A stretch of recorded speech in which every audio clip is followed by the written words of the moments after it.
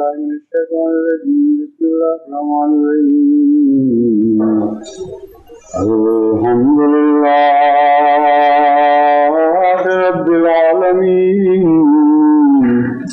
الرحمن الرحيم مالك يوم الدين إياك نعبد وإياك نستعين اهدنا الصراط المستقيم صراط الذين أنعمت عليهم غير المغضوب عليهم ولا الضالين.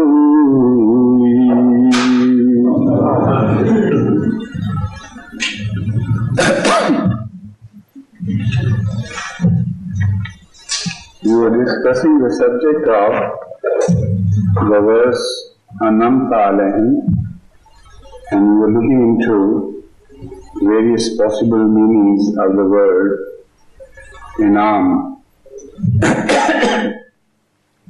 Because this verse clearly tells us to pray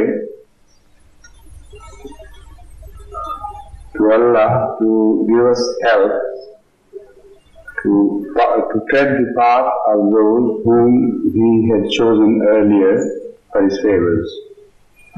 So unless we know in detail and clearly see who those fortunate ones were who were chosen for Allah's favors, we cannot determine the path they treaded, nor can we seek to tread that path ourselves. Now this verse, as I mentioned earlier, is explained in detail in a verse of Surah An-Nisa, that is the 70th verse of Surah An-Nisa, in which Allah tells us, وَمَنْ يُطِعِ اللَّهَ وَالرَّسُولَ فَأُولَٰئِكَ مَعَ الَّذِينَ أَنْعَمَ اللَّهُ عَلَيْهِمْ مِنَ النَّبِيِّينَ وَالصِّدِّيقِينَ وَالشُّهَدَاءِ وَالصَّالِحِينَ وَحَسُنَ أُولَٰئِكَ رَفِيقًا. That whoso obeys Allah and this Prophet, Muhammad, peace be upon him, these are among those on whom Allah has bestowed His favors, among those of the prophets, of the righteous ones, the truthful ones, those who are martyrs or shuhada, was-salihina, and who do good deeds. And these are very inadequate words of translation because each one of them is a very special term coined by the Holy Quran to express certain meaning. So it is impossible to translate terms generally speaking, but those which have been coined by Allah Himself, they defy translation, and only vaguely we can describe those terms. Now today I am going to remind you that we should read this verse, اهدنا الصراط المستقيم صراط الذين أنعمت عليهم,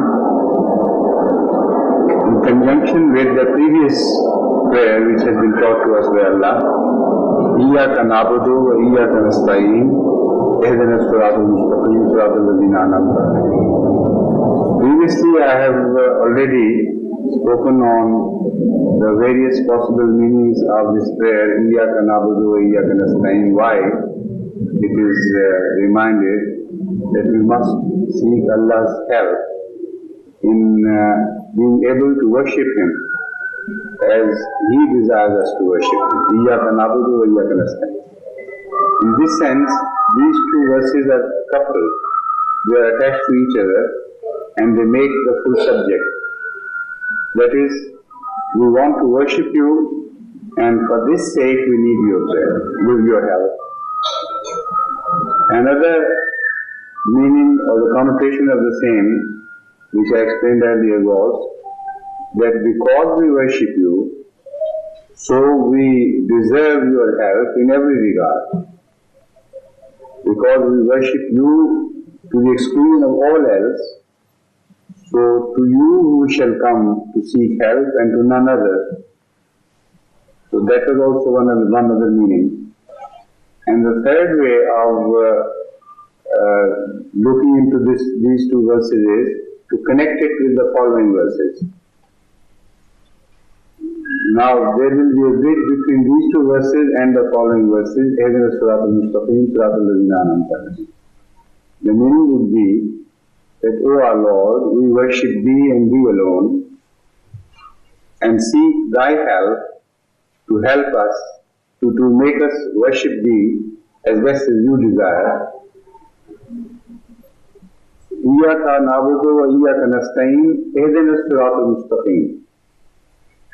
The main aid which is sought here is to help us tread the path of those on whom You have bestowed Your favor.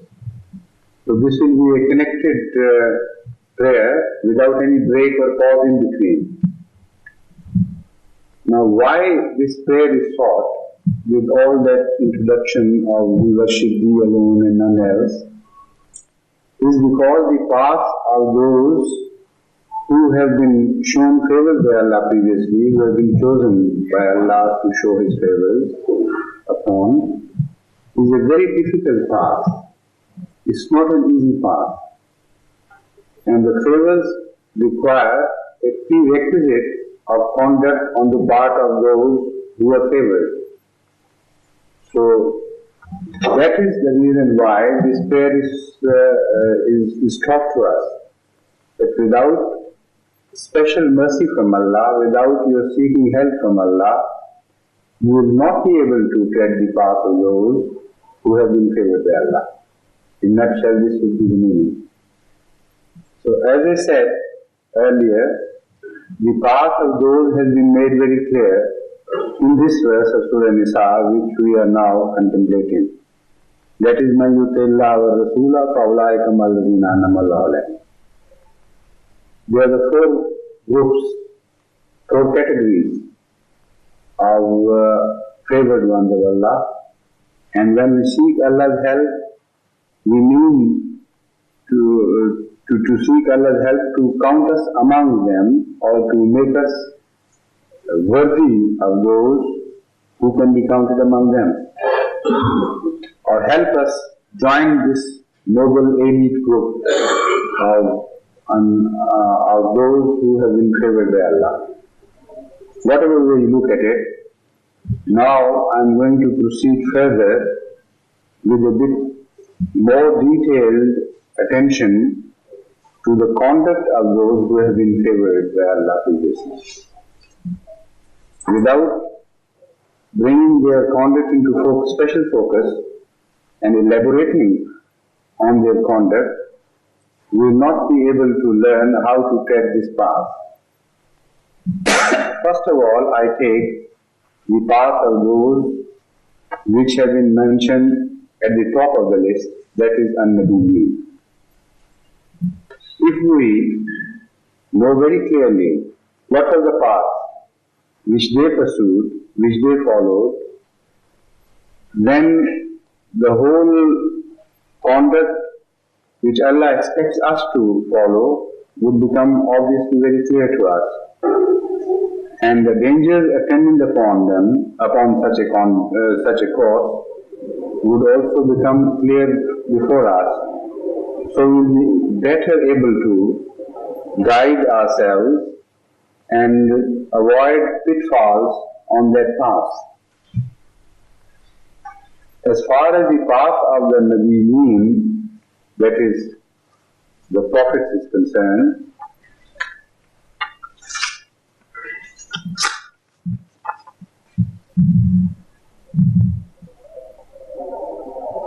it has been described in the Holy Quran at length.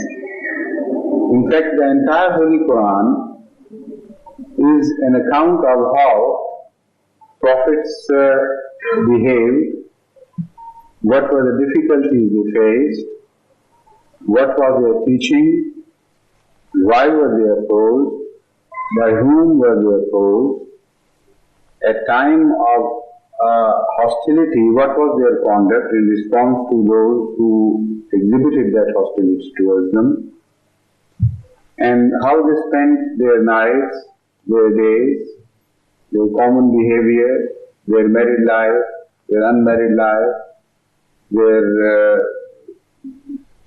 duties, their attitude to the elders, to the dead ones, to the living ones, to the younger ones, and so on and so forth.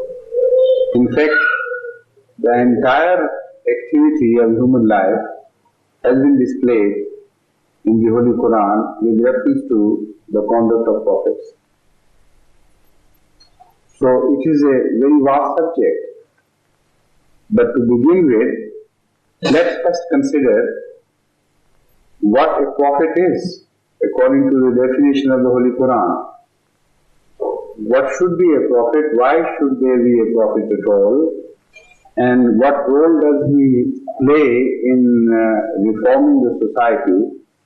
And what is the objective of creating a prophet in the teeth of such grave difficulties which have been dealt with in detail in the Holy Quran?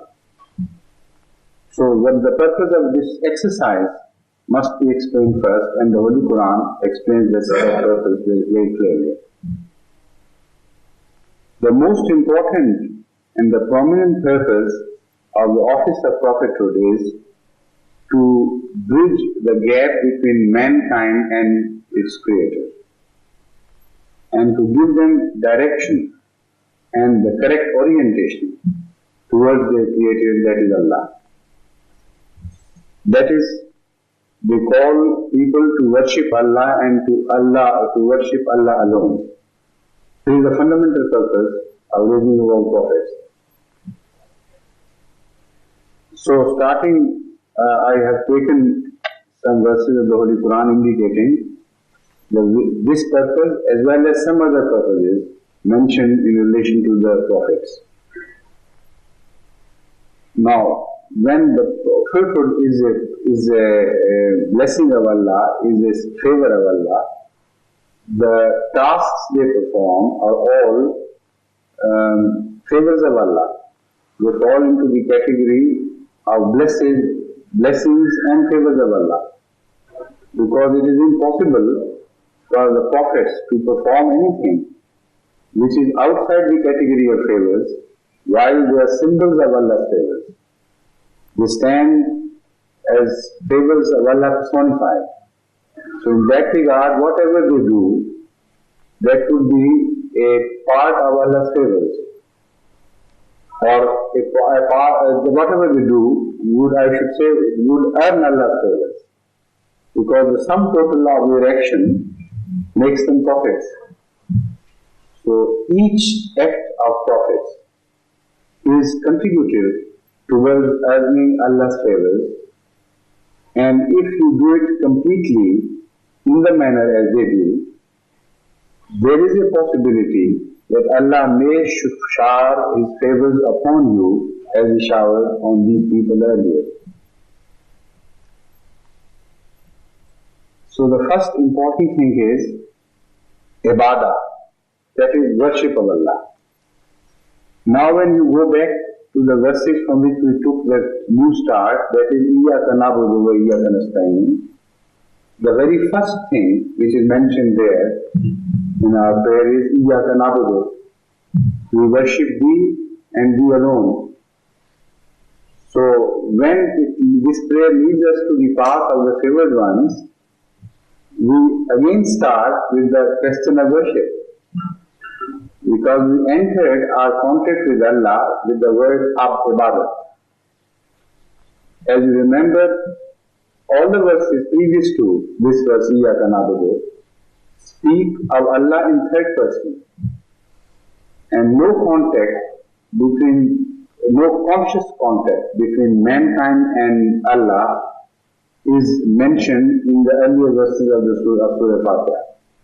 The first contact which is established is by way of this prayer, Iyyaka na'budu. When we are supposed to address Allah, beseeching Him that we have decided to worship Thee alone, and none other. So, Abudiyyat is the most important thing. That is, man's relation to Allah by way of worshipping Him. That is the most important thing which Surah Fatiha mentions. So naturally, when you reach the path of those who are favored ones, the most prominent thing among their character and conduct would be ibadah. They would be the best worshippers of Allah. They would pay the greatest stress on the worship of Allah. This is the sum total of their whole life's achievements. This is the essence of their relationship with God. So, that being so, naturally they would give this preference over all other teachings. And the first teaching they would make would be, the first importance they would attach would be to worship, and to this worship they would call the whole mankind. Now this again is a common thread between prophethood. Right from the earliest till the end, this has been the common linkage between the prophets, which has never been broken. And this, according to the Holy Quran, is mentioned as Deen Qayyimah. A part of Deen Qayyimah, that is the lasting faith, the lasting religion, is described in the Holy Quran as Ibadah. So the entire emphasis is laid upon Ibadah, that is worship of God. This is why I have been repeatedly launching movements reminding Jamaat Ahmadiyya of paying special attention to worship. Unless we are, as far as the number is concerned, we are the best worshippers in the world, man to man. Unless, as far as the quality of the worship is concerned, we stand at the greatest excellence of worship. We will not be able to declare ourselves as representatives of prophethood, because Ibadah and prophethood are deeply ingrained into each other. They are inseparable. No prophethood can be imagined without Ibadah, that is worship. No worship can be imagined without prophets having taught you this. So, previously, we started the journey without having been taught by any prophets. Just we were introduced to the attributes of God. We began to fancy those attributes. We loved the God which was being described by Surah Fatiha. And a desire was born within us. We want to worship Him. The moment that desire was born, a prayer followed automatically. As if the desire automatically generated that prayer. Worship, of course, but what worship is, we don't know. We want to follow you. We want to do something to come into contact with you, but everything is in total darkness as far as we are concerned. We are just the novices, the newcomers into this, and we want your help. Now, how that help would come unless a contact is established? How would Allah teach us? So this verse leads to Iyyaka na'budu wa iyyaka nasta'in ihdinas siratal mustaqim. Lead us to the path of those who have already been taught how to pray by you, and who have taught others how to pray. This was the main object of their life, their creation, the purpose of their office, to teach people how to pray. So in light of this, when we study the various references to prophets in the Holy Quran, we come to the conclusion that Ibadah is the most prominent feature of prophethood. وَلَقَدْ أَرْسَلْنَا نُوحًا إِلَىٰ قَوْمِهِ إِنِّي لَكُمْ نَذِيرٌ مُّبِينٌ أَلَّا تَعْبُدُوا إِلَّا اللَّهَ إِنِّي أَخَافُ عَلَيْكُمْ عَذَابَ يَوْمٍ عَظِيمٍ.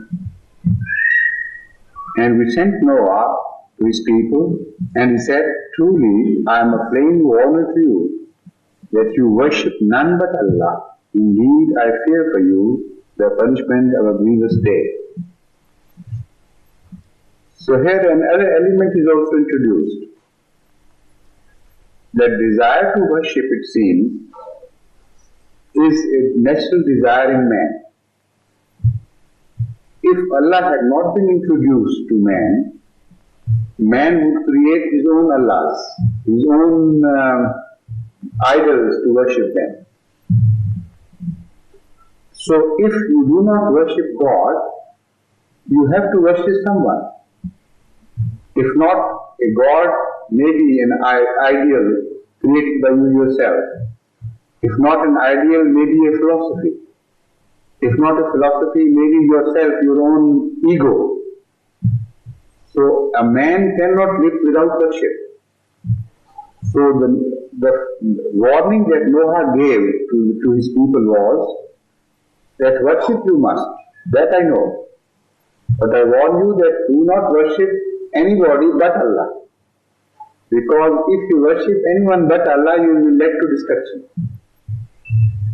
Now, here is a very interesting here is a very interesting observation which we must follow in further detail, because in the modern times we have come across certain allegations against the concept of God by the modern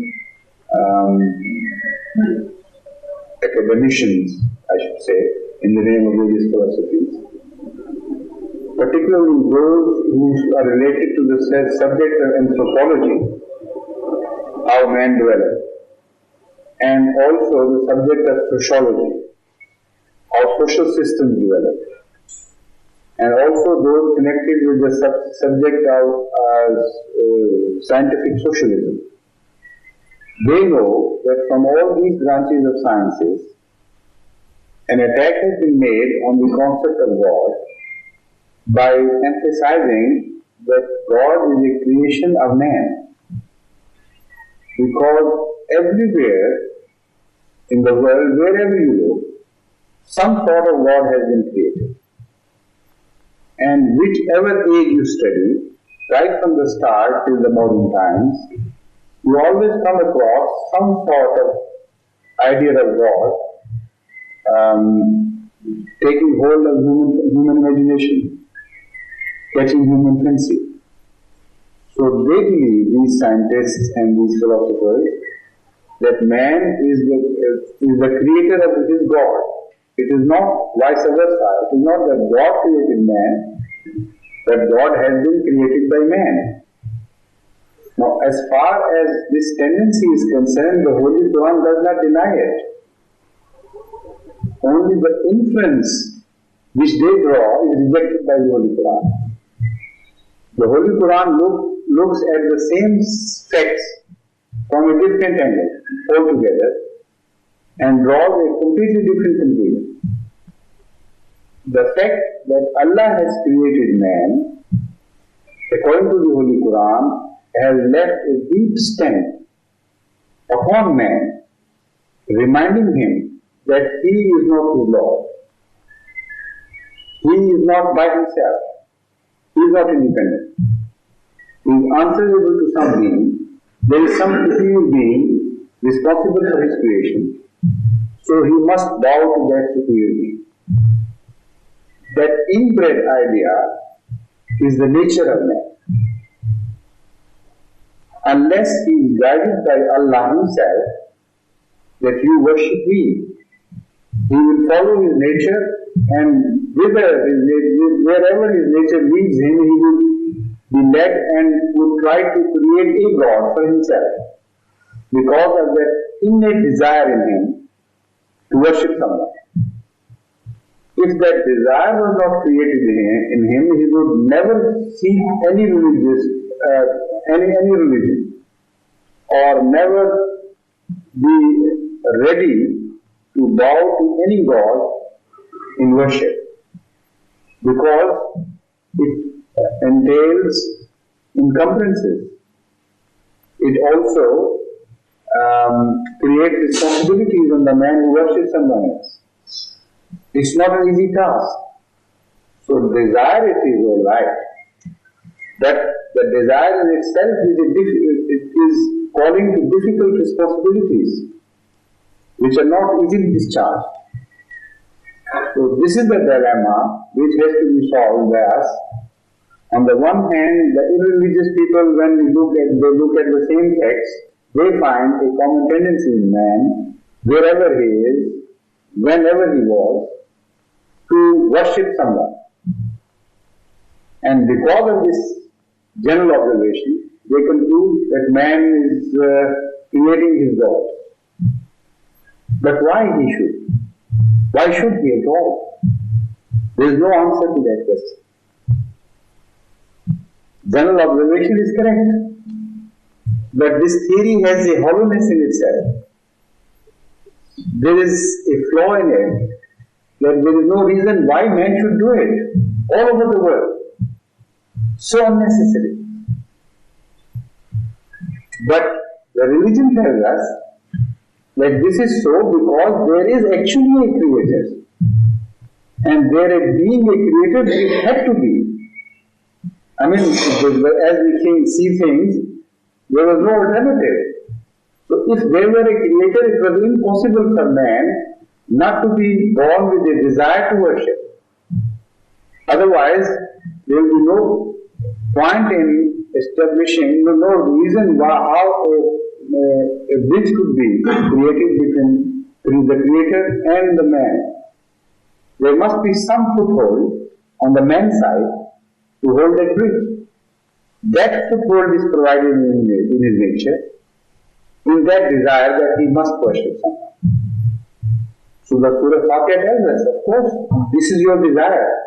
But we also warn you that without seeking help from the true God, you will not automatically be led to the God worthy of worship. A desire is born and you may follow that desire blindly into regions which are not fruitful, which may even prove destructive to you. So the whole necessity of praying to Allah for assistance and ultimately being led to the prophets. And when we are led to the prophets, the first positive mention is made in Noah's admonition about worship. And he takes up the subject from where we left in Surah Fatiha. What Hazrat Noah is telling us is very clearly what I have already concluded from Surah Fatiha, that I warn you that if you do not worship the right God, you are bound to worship the wrong gods. And against that wrong worship I am warning you. Because worship by itself is not the object of your creation. To worship the right person or the right being is the object of your creation. So the same innate desire in you to worship may lead you to destruction. So the necessity of prophets, the most important task they have to come to perform, is not only to remind us of our duties to our Lord, to worship Him, but to warn us to direct our worship and keep its bearing correct. Otherwise, we may be one of the losers instead of gaining anything from this worship. Now, this issue of worship is repeated one after the other in case of every prophet. The Holy Quran goes on telling us, وَإِبْرَاهِيمَ إِذْ قَالَ لِقَوْمِهِ اعْبُدُوا اللَّهَ وَاتَّقُوهُ ذَلِكُمْ خَيْرٌ لَكُمْ إِن كُنتُمْ تَعْلَمُونَ. The same message is repeated by Ibrahim. وَاذْكُرْ فِي الْكِتَابِ إِسْمَاعِيلَ إِنَّهُ كَانَ صَادِقَ الْوَعْدِ وَكَانَ رَسُولًا نَبِيًّا وَكَانَ يَأْمُرُ أَهْلَهُ بِالصَّلَاةِ وَالزَّكَاةِ وَكَانَ عِندَ رَبِّهِ مَرْضِيًّا. Again, his admonition is that of worship. All prophets, one after the other, came for the prime purpose of emphasizing worship and teaching people how to worship God. وَإِلَىٰ عَادٍ أَخَاهُمْ هُودًا قَالَ يَا قَوْمِ اعْبُدُوا اللَّهَ مَا لَكُم مِّنْ إِلَٰهٍ غَيْرُهُ أَفَلَا تَتَّقُونَ. Again, Ad repeated the same subject, the same admonition. He told his people, "O my people, worship Allah and remember, there is no God but He." Again the same warning that you may be led astray to worship other things, but we assure you there is no God but He. وَإِلَىٰ ثَمُودَ أَخَاهُمْ صَالِحًا قَالَ يَا قَوْمِ اعْبُدُوا اللَّهَ مَا لَكُم مِّنْ إِلَٰهٍ غَيْرُهُ. Again the same subject is repeated, with the same warning. And to Thamud we sent their brother Saleh. He said, "O my people, worship Allah. You have no other deity but Him. Verily there has come to you a clear evidence from your Lord." وَإِلَىٰ مَدْيَنَ أَخَاهُمْ شُعَيْبًا قَالَ يَا قَوْمِ اعْبُدُوا اللَّهَ مَا لَكُم مِّنْ إِلَٰهٍ غَيْرُهُ. The same message, verbatim, is repeated.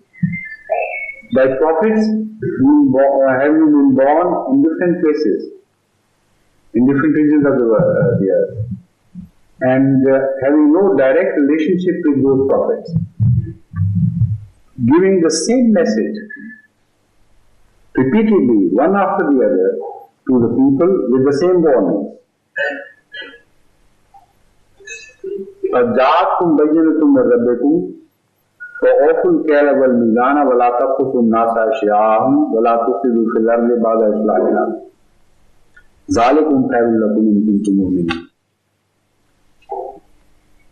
And Moses again declared the same message, and David and Solomon and all those who followed until the time of Hazrat Muhammad Mustafa Sallallahu Alaihi Wasallam. And he laid the greatest emphasis on ibadah than all the prophets before him ever did.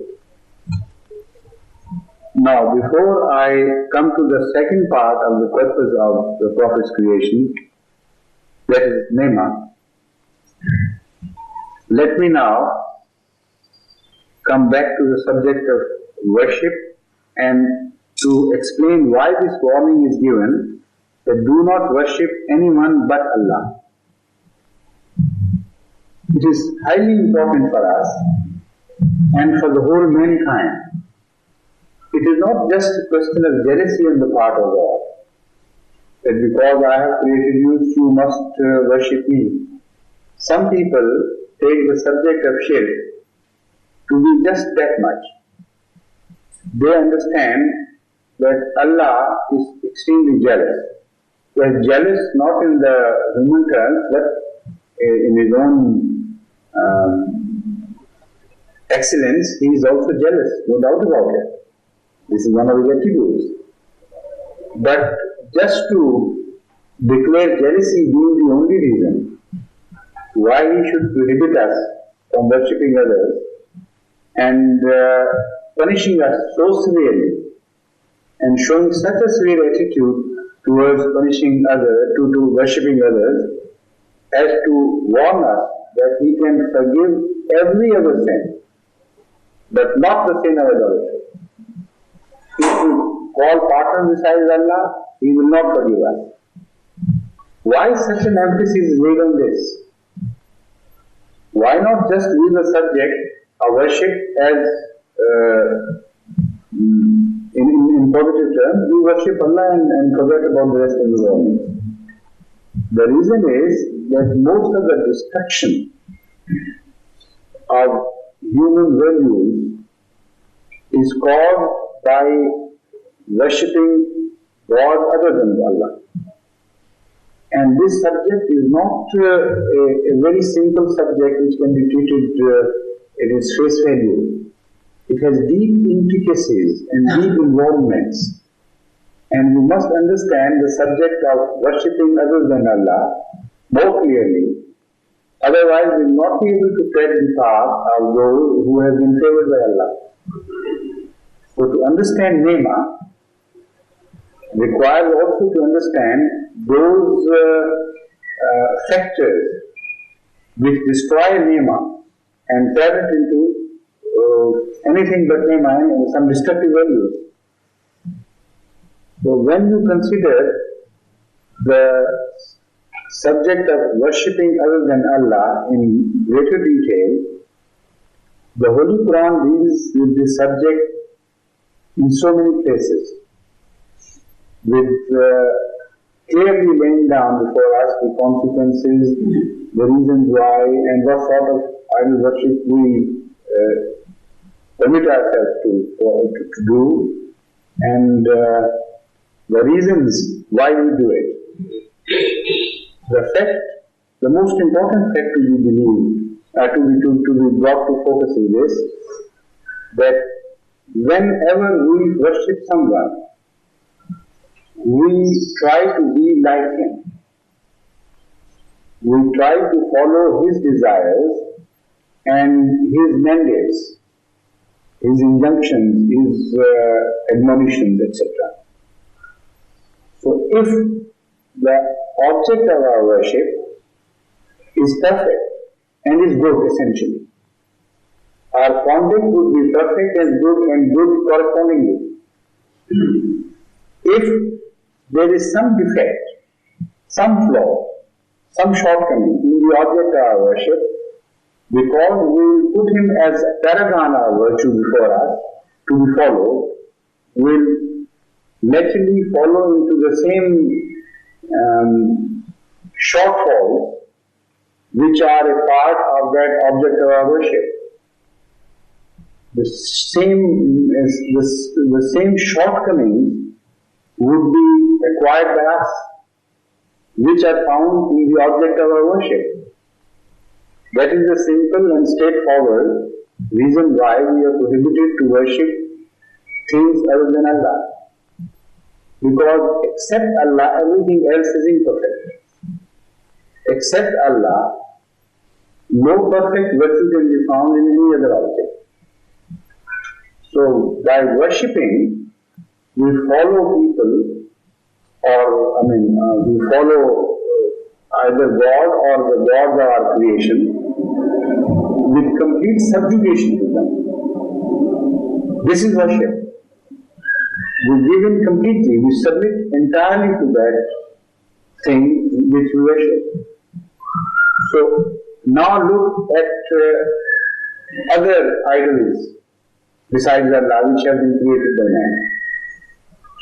If you worship a snake, like some Hindus do, that means he is God and he is to be revered and he is to be followed. So the habits of a snake are highly respected, otherwise he will not be worshipped. His innate tendency to bite and to strike and to inject venom into other living beings, and his character of hiding himself and the style of his life and everything, if that's not praiseworthy, nobody would ever think of worshipping a snake. Similarly, if you worship lightning, if you worship sun, you worship moon, naturally these are all objects held in high esteem because of their good points, certain points in them, certain features of theirs, which look attractive to mankind. But there are also other features which are not attractive, which are defective, and which if you follow them, then you will be led to a conduct, a pattern of behavior and conduct, which will be destructive to other mankind as well. You will not be safe as a social animal. Things from you, people will not feel in peace about you, because those whom you worship would also require you to be misbehaved towards your fellow beings, because they have that in them. So, if you create a wrong object of worship, his wrong will be incorporated in you. That is one reason why idol worship is forbidden. The second reason why it is so much emphasized is that if you worship somebody or something without knowing what that thing is, without that thing ever responding to you, without there being any possibility of your coming into contact with that thing, and receiving a guidance from that being, that worship becomes totally hollow and meaningless, to say the least. And that being so, when you create things about that object of worship and attribute those things to that object of worship. And what you worship is not a real object outside your being. What you worship is your own imagination, your own creation, and your own inclinations, and nothing more. Now, when you look at the Greek mythology, this is exactly what happened in that case. They worshipped the objects of nature, which were beyond them. They were overawed by some of their manifestations. They worshipped the sun, they worshipped the wind, they worshipped the seas, oceans, and also all other elements of nature, which occasionally were seen in an awe-inspiring mood, where they could strike, where they could kill, where they could destroy. And also, when they were benign, they could give you so much benefit. So that was all their understanding of these objects of worship. But they could never contact sun, know the nature of the sun. When they prayed to sun, there was no answer from the sun. They did not know in reality what pleased the sun. And what was it that sun required from them? That is what I am trying to explain. That those objects which do not answer you, whom you do not come into communion with, because they cannot lead you, so you have to imagine what they want from you. And this is exactly what was done by the worshippers of sun in the earlier days. Whether they were the worshippers of sun in Egypt, or in other parts of the world, or in Greece, or in Italy, or wherever they were, the common feature about them was that they were overawed by the existence of sun and its various moods. And they wanted to please that God, being afraid of it. But they did not know how to please it. The result was that they invented their own teachings in the name of an imaginary God. And because they were man-made teachings without guidance from heaven, those teachings were automatically defective.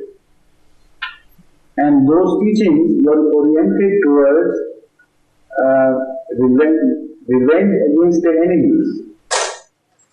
And those teachings were always parochial. With the result that wherever you find sun worship, you always find such teachings as are extremely harmful for the mankind, for the social system of mankind. They are not only unjust, at times they become very cruel as well. For instance, in the name of sun worship, virgins have been slaughtered at the altar of sun god, and human life has been sacrificed. Sometimes, large number of human beings have been slaughtered and destroyed in the name of pleasing that sun, that God, imaginary God. And to be on the right side of that God, according to them, was to have a license to destroy all those who were on the wrong side of that God. And not only this, they also began to see some contradictions in nature.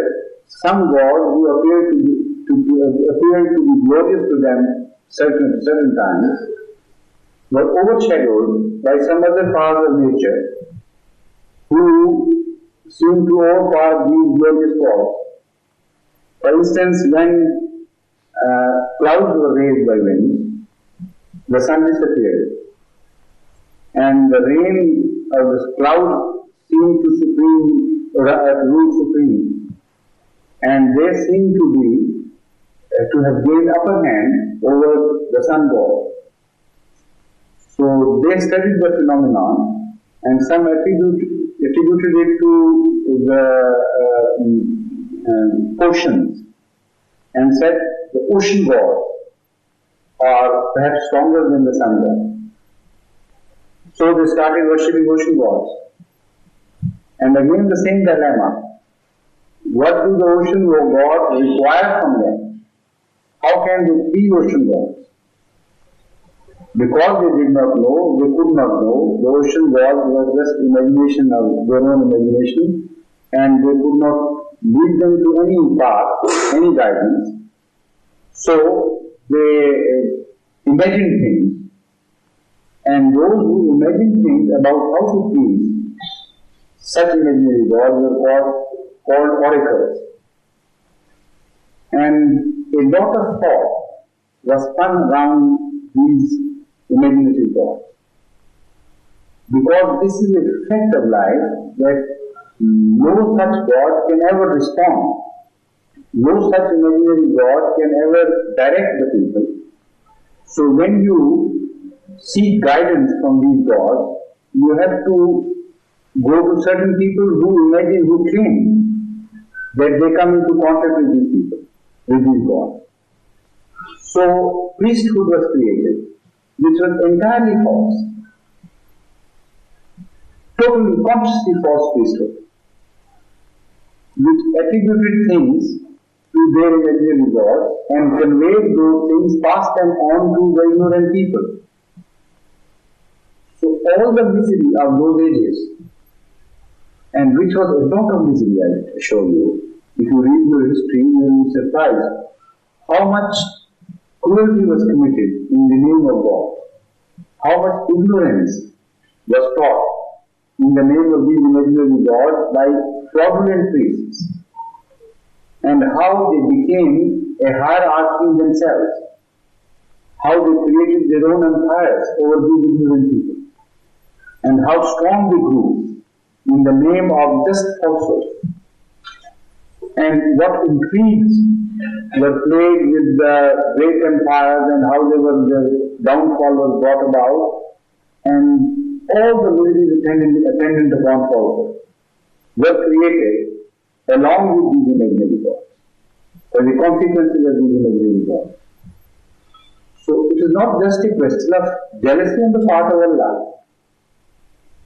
It is looking at it in a very in a very superficial way at the whole problem. The fact is that idol worship is not just something which is left at somebody worshipping somebody and that's all. It no longer remains a personal affair at all. It creates false edifices. It creates false institutions.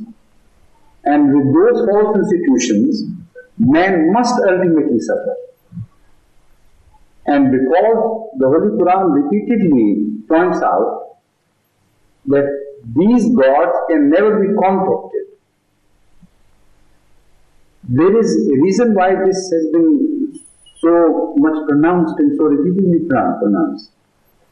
The reason is that because they cannot be contacted, so whatever is said in their name is man-made.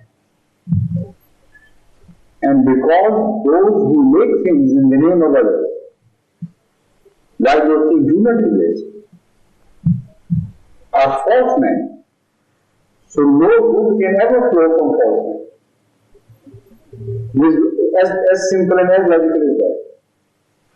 So the history of idol worshippers and the history of idol worship is the history of false institutions, crooked institutions, fraudulent institutions upon mankind, which created chains to arrest the progress of mankind, which kept them under bondage of total ignorance for thousands of years. And if you remove that idol worship from the history of man, you will see man developing so healthily in completely different directions and much more rapid, making much more rapid progress. So, one of the most important reasons why this is so strongly condemned, idol worship is so strongly condemned by God, is because it is injurious to our own cause. It is inimical to our own interests. And if we indulge in idol worshipping, then we will be committing a social communal suicide. So it is not just a question of jealousy. The second thing, when we further study this in greater detail, the second reason why this is so strongly condemned is that idol worship ultimately leads you to self-aggrandizement and worshipping yourself as man, worshipping your own ego. And this is also true in the light of the history of idol worship. Every idol worshipping nation ultimately ended up with human worship. Pharaohs were created, overlords were created, either directly temporal heads or religious heads. But ultimately they stood as symbols of those deities whom they led others to worship. And because there had to be some living symbol, so human beings were ultimately worshipped. And man bowed to man. And when man begins to bow to man, most wicked type of fascism or communism is created. Why I call fascism and communism, that is another subject, but I have a reason why I bracket these things. But for the time being, let it suffice that wherever you see great despots, most shocking, most terrible despots, who have been so cruel to mankind, in the background of those despots, you will always see idol worship. Wherever there is one God, single God, being worshipped by a people, no despots are created. They are the creation of idol worship. That being so, when idol worshipping is condemned, calling partners beside Allah is condemned, it is for the sake of human beings themselves, not for the sake of Allah. Now, these and there are many other reasons which I can count one after the other,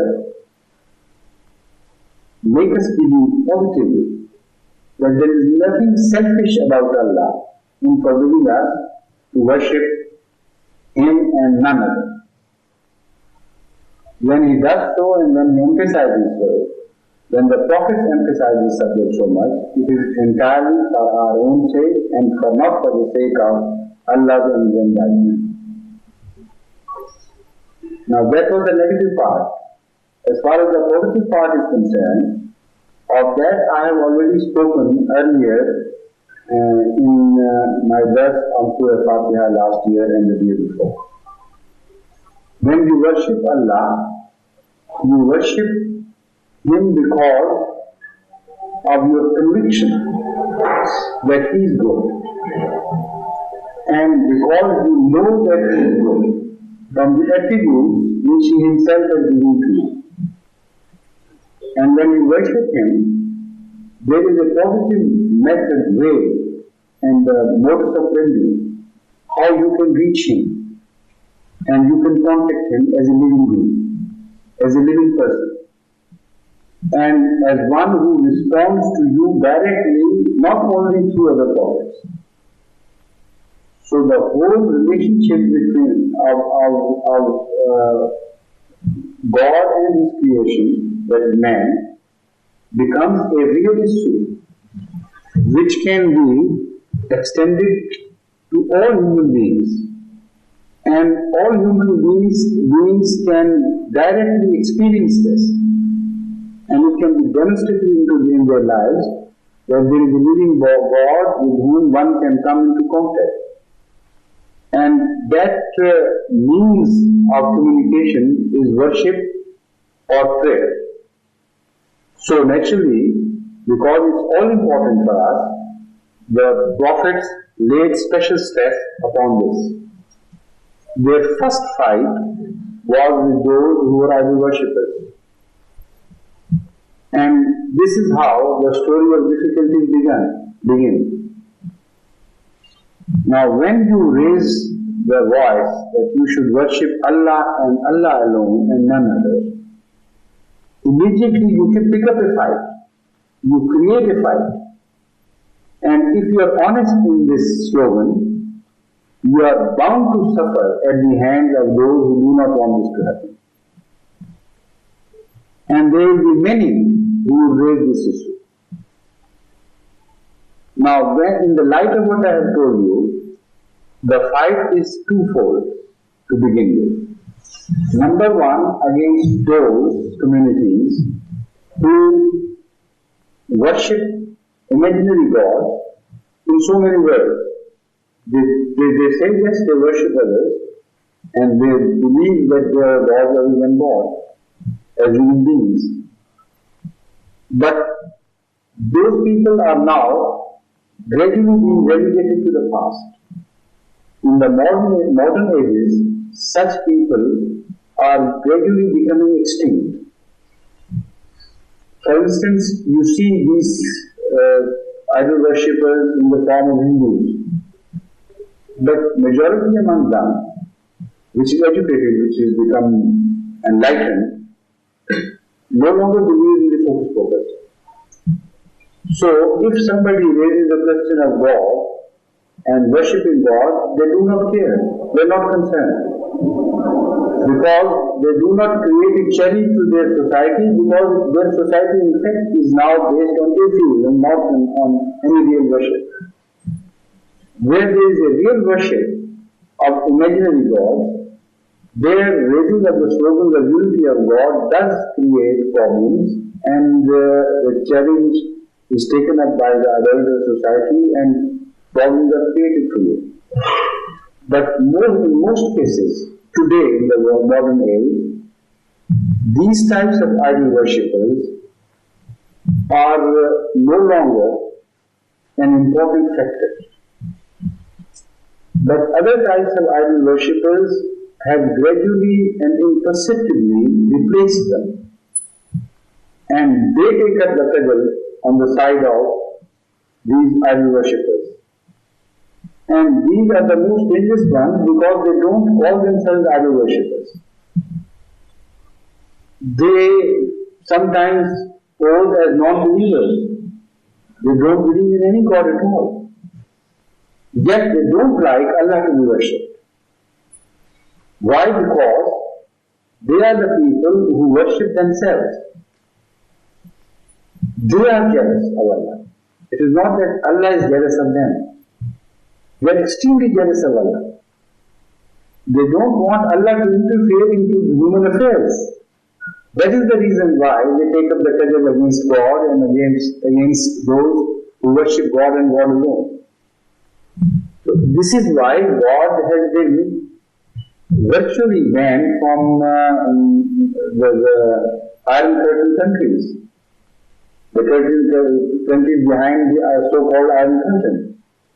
The communist philosophy cannot reconcile with the idea of God. Despite the fact that they don't believe in God, so what is it to them if somebody does and follows that path? The reason why is that they themselves have adopted and acquired the role of God. They want to shape the destiny of mankind without interference from other sources. So wherever they see the danger of any other being acquiring the role of God and playing in any way with the destiny of mankind and interfering, as they consider it, with the human affairs and direct them to other paths than they have carved for human beings themselves, they become extremely jealous of these forces, whatever they are. So there is a fight automatically picked up between God and the godly people on the one side, and those who apparently do not believe in God, but in reality are idol worshippers. They worship themselves. They have replaced God with an idolatry. They have replaced prophets with Mars and angels, and Moses and so on and so forth. So man cannot live without God. That again is the conclusion. Don't consider them godless people. If they were godless, there would not be any jealousy. Our God is a rival God to their God, which is their own ananya, that is their own egotism. And the fact that they consider themselves to be the proprietor, the rightful owner of this universe, they have come into it on their own as if. They do not owe anything to anybody. And because they are the masters of what they control, they are gods. This is exactly the definition of God which has been followed, which has been understood by man from time immemorial. Anything which owns this universe in itself, which does not owe anything to anybody else, which is not answerable to any being outside himself, which is responsible for his own actions to himself and to none other, which has the right to shape the destiny of mankind as he pleases. This is Godhood. This is the type of gods which were created in the times of early monarchs. So this is why I bracketed them with communism, or the creations of communism. Because in essence, they are one and the same thing. Those old people, the old monarchs, use the religious terminology for themselves and declared openly that they were gods, so they should be followed in everything. They have the right to dictate things to others. They have the right to be followed, and that's all. They were more honest. But the modern gods are not honest to you. They claim the same things. They believe the same things. They want you to follow them and pursue you without any right on your part to change their philosophy, to change their way of life. And they think that they are the supreme on earth. You have no right to deviate from the paths they have laid down and carved. But they don't call themselves God. And they call God as imagination of mankind, while they themselves are their own imagination.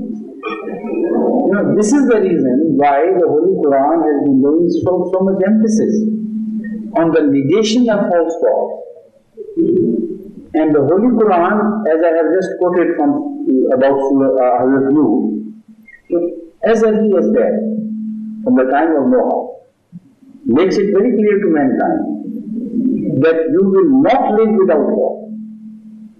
Whether you believe in God or not, that is your destiny. You cannot live without God. So we warn you, come to the right one or you go to the wrong ones. I will accept him, or you will follow others which will ultimately destroy you. Because they are not capable of playing gods. They are not gods.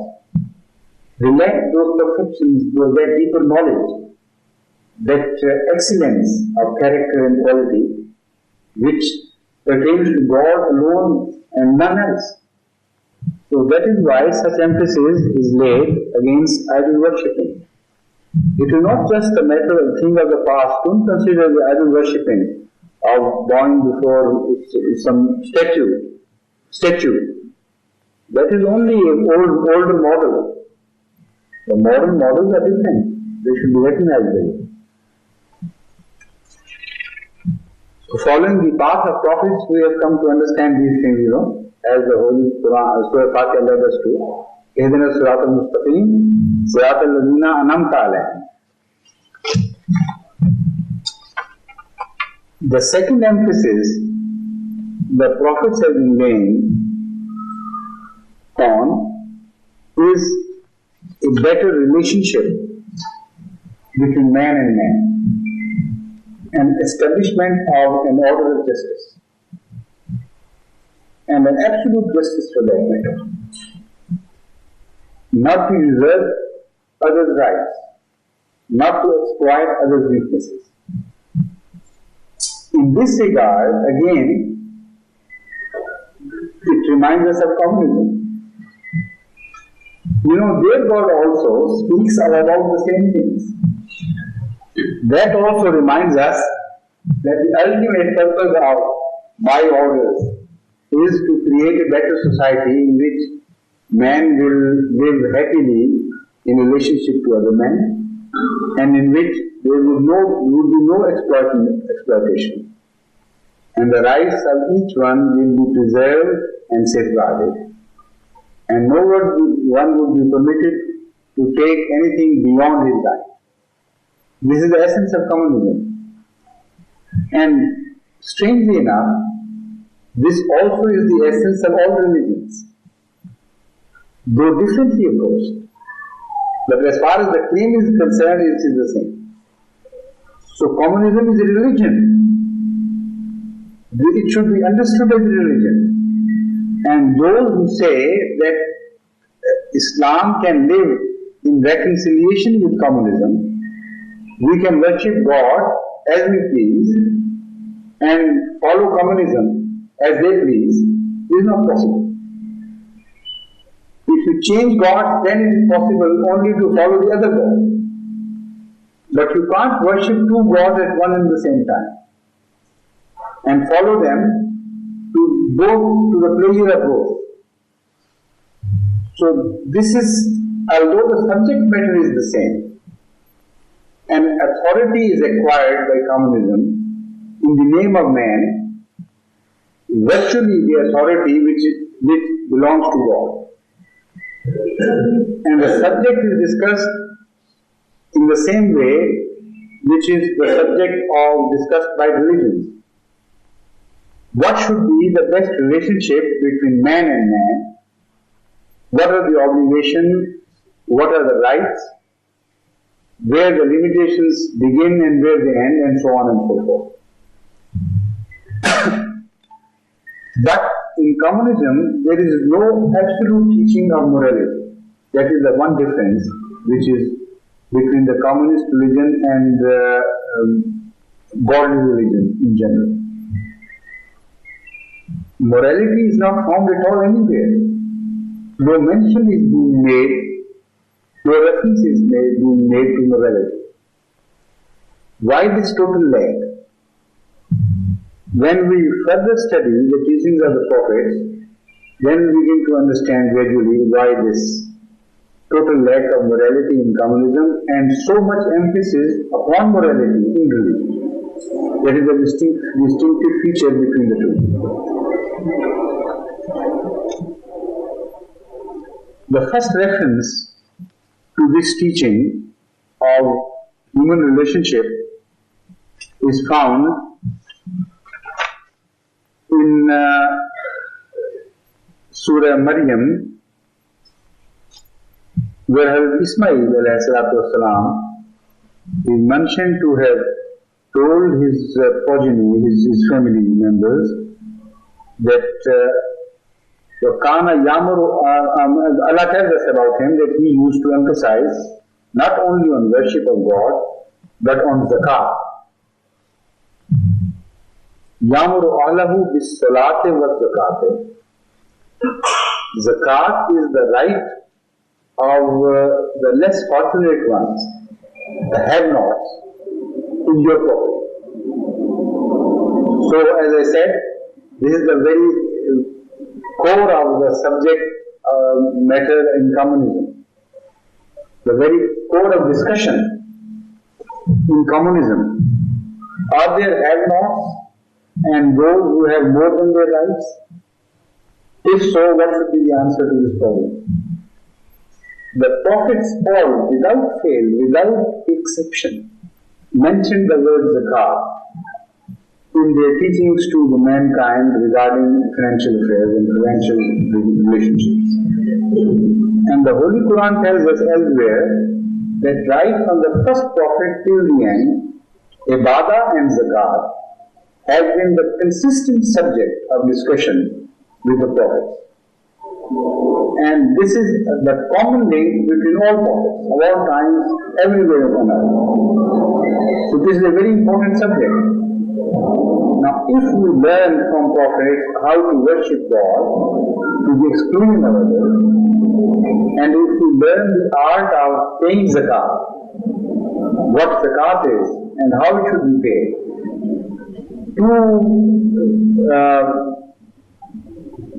two means of gaining Allah's favor, two most important means of gaining Allah's favor will be available to us, will become accessible to us.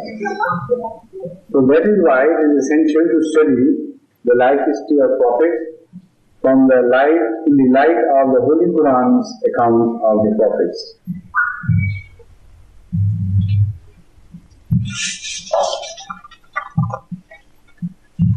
It will go on expanding this subject gradually as we proceed.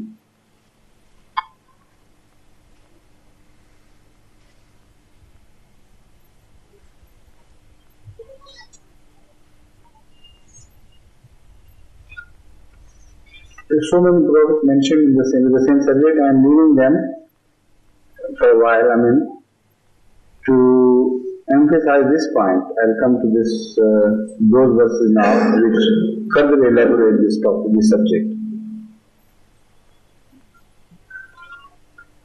Now we come to Hazrat Shuaib, the prophet who was sent to Madian.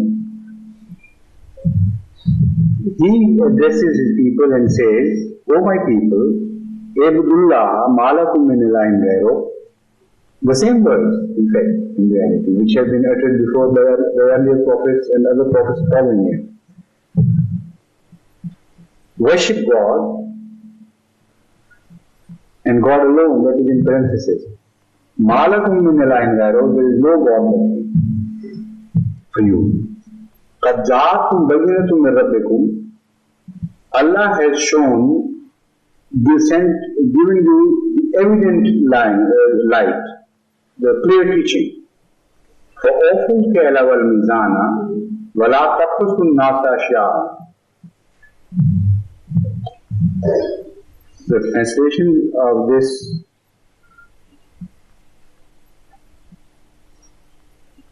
I think it is Bolshevik side translation is this. So give full measure and full weight, and diminish not unto people their things, and create not disorder in the earth after it has been set in order. This is better for you if you are believers. Now the subject of exploitation has not also been taken up now. You know, the communist slogan is, no man would be permitted to exploit others. And this is exactly what the Hazrat Shuaib claimed so many years ago, thousands of years ago. And in almost the same words, but with a different approach. When we come to that, I can explain that later on. The emphasis is not only paying others who are unfortunately deprived ones, that is the cause, but also the emphasis on not acquiring money wrongfully. There are two emphases in religion, not just one. In communism, the difference is that although they emphasize that exploitation should not be indulged in or will not be permitted you. But there is no concept of giving of your own accord something to the have-nots. So no concept of any flow of money from one side to the other of one's own free will is present in communism. All that is claimed by communism is a compulsive machinery which would force people to part with their earned money for the sake of others who do not have money. Or not only that, to part with their money in favor of a state, in favor of a God, as I said earlier, and let that God decide how that money should be spent. So you earn and let the God spend. That is, in essence, the communist message. The Holy Quran's message, as is derived from the earlier messages of prophets to mankind and which have a common thread with more prophets, is a two-pronged emphasis. Number one, do not exploit others. How they can be exploited, that is discussed in some detail here and in some other details elsewhere. But all the ways and forms of exploitation have been totally forbidden in Islam, ultimately. And the second emphasis is to part with your own well-earned money, rightly earned money, because there is no exploitation, so the money you earn is yours, for the sake of others, of your own free will, without any compulsion. Before a time comes, if you do not part with your money freely, the Holy Quran warns us, before a time comes, when you will be compelled to part with your money. So the warning is given that before the choice is taken from you, look after the needs and requirements of the less fortunate ones of your society. Unless you do it, you will not be fulfilling your duties to yourselves. And this is the heaven created on earth by God. If you do not do it, this heaven will turn into hell for you. And the time may come when the option will be taken away from you. Then you will be compelled to part with your rightful earnings, and then the matters would be taken over by some artificial god or false god, and ultimately you will suffer. This is the gist of the message we have received from the Holy Quran, which is spread over so many verses of the Holy Quran, which at present I do not need to quote in detail, but later on when I discuss this subject somewhere else, I'll specify those verses in which this message is being delivered. But to come to the conclusion, this is how we must understand Nema. Nema, according to the Holy Quran, is just not an imaginary gift of Allah by declaring somebody to be a prophet, and that is Nema. It's not so at all. Nema has a background of a great struggle, a great background of a two-pronged struggle. Number one, of establishing the rightful worshipper, the rightful object of worship, and introducing that object of worship to the rest of mankind, and to launch a wide-scale struggle to establish to introduce that object worthy of worship to the mankind and to convince them that they should worship him and none others.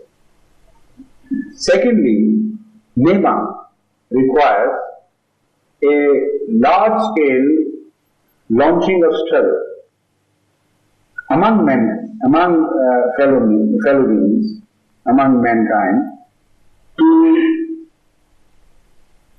establish an order based on absolute justice and fair play, where no exploitation is made at all, where none is permitted, and also to inculcate a habit among men to look for their lesser,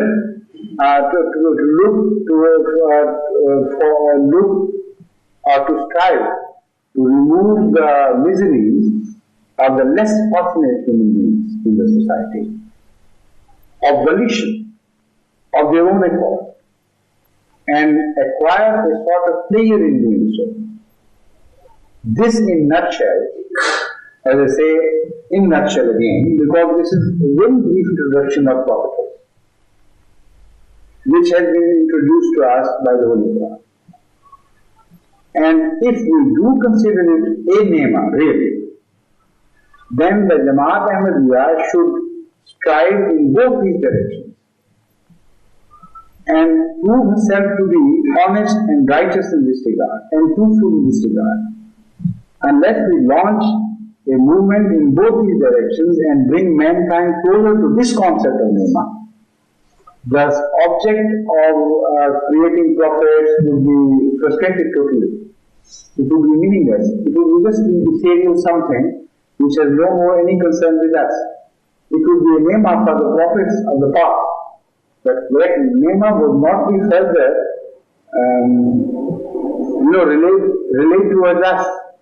It not be further carried on towards us. I mean, how should I say? It would be a nema which would end up there. It would be a khatme mindset, in fact. Not that we will be able to benefit from that nema, because we will break that bridge ourselves. On this subject, inshallah, I will speak later on, but because I don't want to prolong my breath on the word nema too much, and I intend, whether I be able to do it or not, at least I intend to finish the breath on Surah Fatiha during this Ramadan, inshallah. So maybe in the next Ramadan I will finish the remaining part of the subject of nema and switch on to the subject of Maghdubi alayhim. And what is the relationship between these two? Or what is the variance between these two? Ananta alayhim and Maghdubi alayhim, inshallah. That is tomorrow. हो गया आज तो मुझे लगा बहुत जल्दी हो गया था और at the same time I felt that most of the people were prone to falling asleep, and on the other hand I felt the time was flying too fast because the subject was difficult for me to explain and there was so much I wanted to contain in so short a space. So as far as I was concerned, my time was passing very rapidly. As far as you were concerned, your time was passing very slowly. This is what relativity is.